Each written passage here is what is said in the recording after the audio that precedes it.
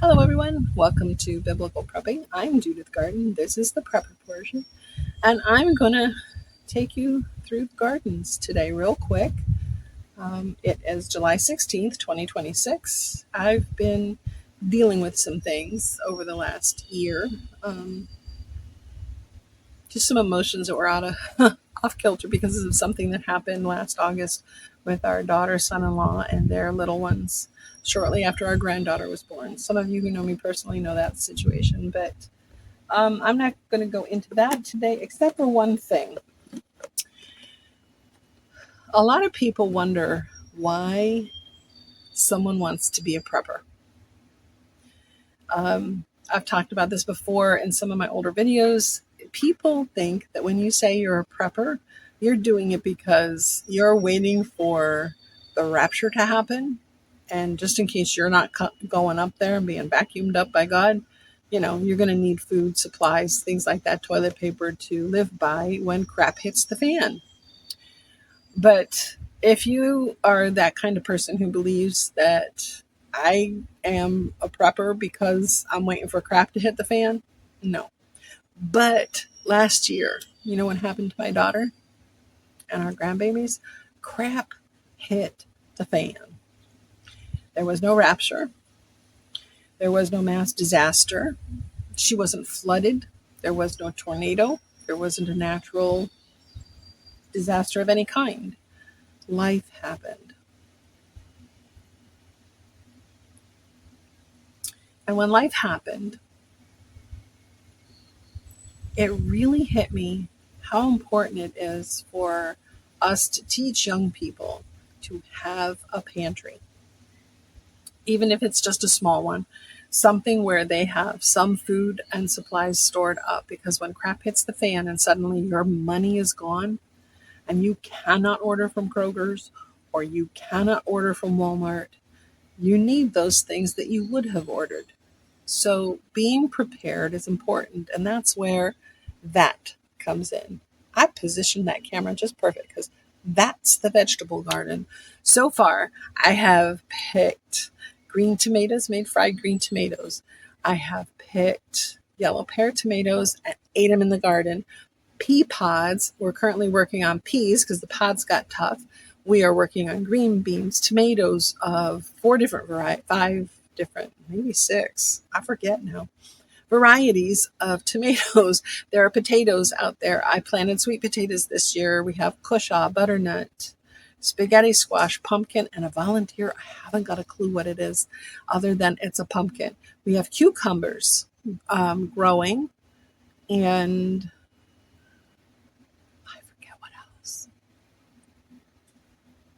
So anyway,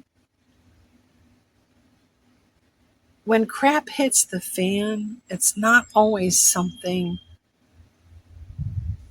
that we envision being crap hitting the fan. Sometimes it's the loss of employment, and I've talked about that before.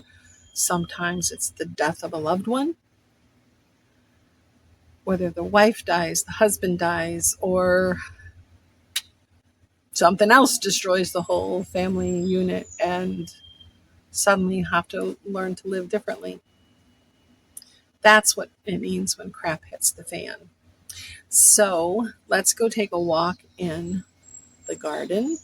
I'm going to go through the prayer garden first because I want to show you a couple quick things there. And it's a mess. The weeds have gone crazy with all the rain that we've had. So here we go. Uh-oh. I see a deer.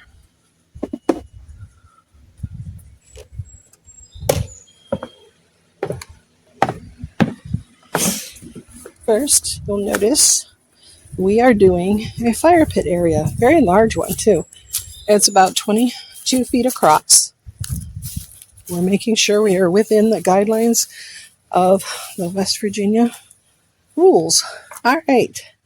You see all the weeds that have gone cuckoo for Cocoa Puffs out here. I've seen a deer. I've seen a cat out here already this morning. There's one of our pawpaws that's being surrounded by a grape tree. There's another pawpaw. Lots of room to grow and keeping the deer away. The 3 boxes are rose bushes. They really are in there amongst the weeds.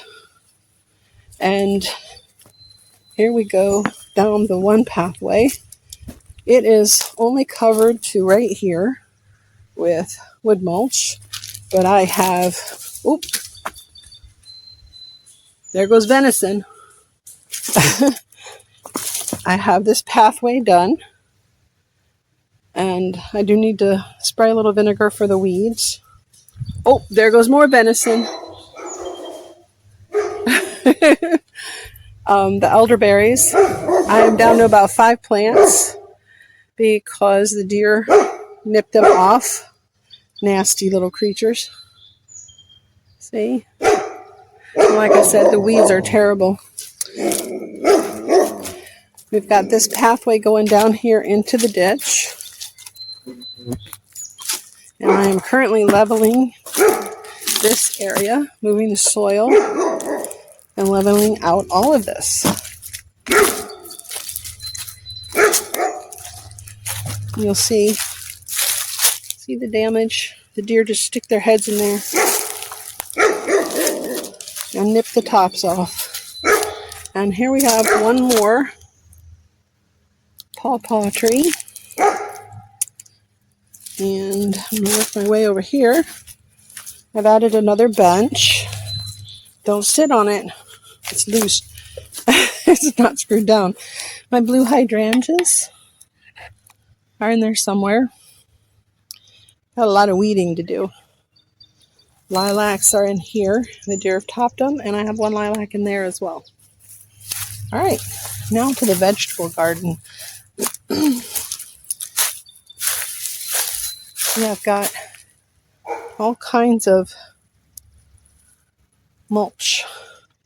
All leaf mulch. So if the fireflies need a place to hunker down, there you go.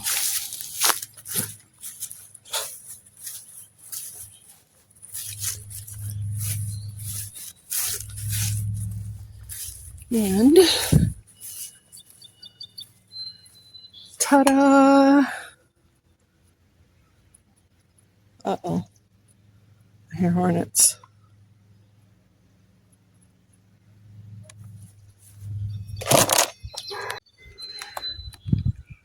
I would never be one to say that yellow jackets are smart.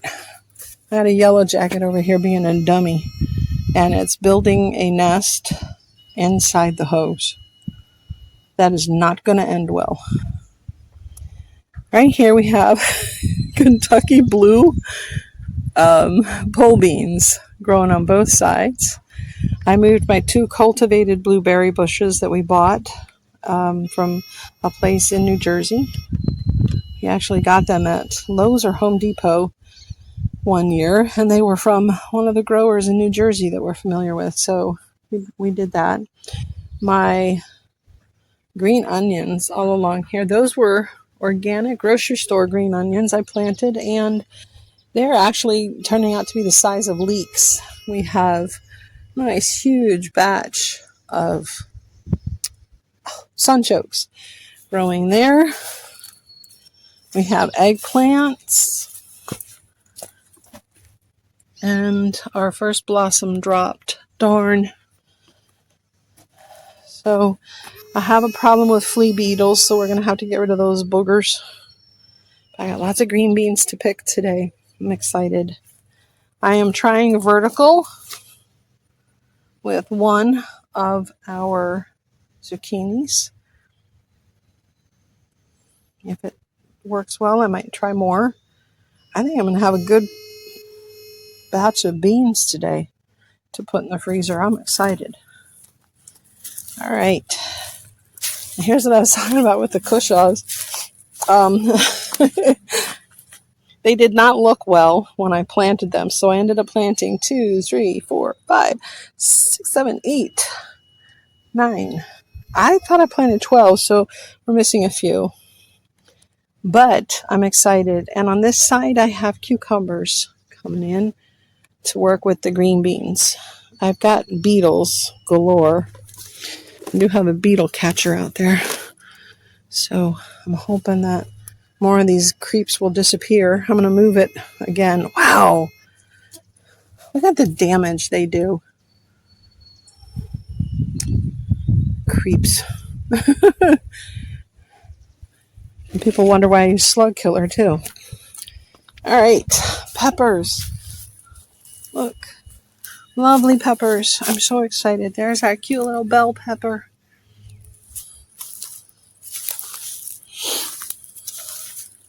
I'm not happy at all. Raspberries.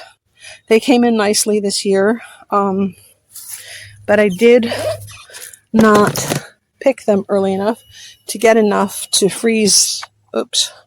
To freeze each batch to make a little batch of jam. So I ate them while I was out here.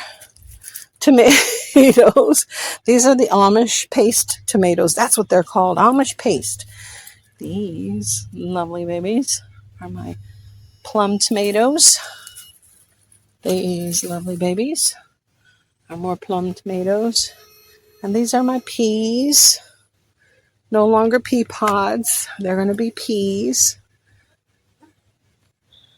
And there's my yellow pear tomatoes. These ones here are the mortgage lifters. And these guys definitely need some water. Butternut is here. And they are doing really well. They're actually doing too well. They're all coming in. My pumpkins, dropped my remote again.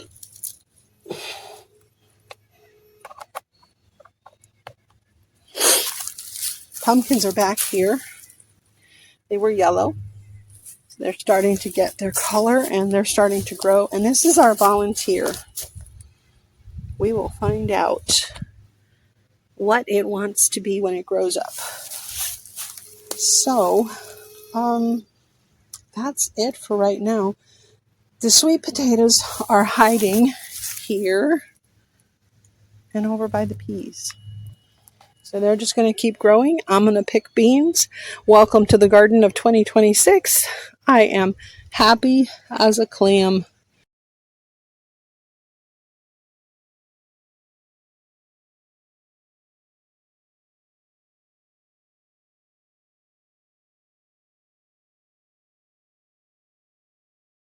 Praying no drought. Blessings and shalom.